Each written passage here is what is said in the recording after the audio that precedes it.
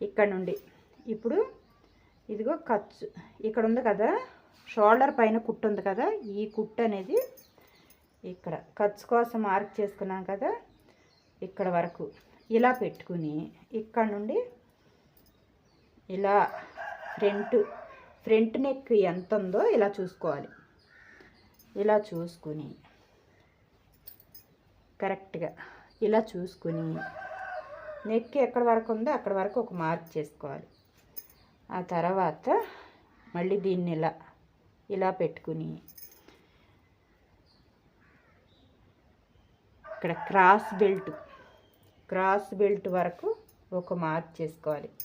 Cross belt కంటే కిందకి ఖర్చు ఒక 1/2 ఇంచ్ కావాలి కదా, ఒక 1/2 ఇంచ్కి ఇక్కడ మార్క్ చేసుకోవాలి. ఇక్కడ క్లియర్గా అబ్జర్వ్ చేయండి. ఆ తర్వాత ఈ ఖర్చు నుండి ఇక్కడ ఇదిగో ఇక్కడ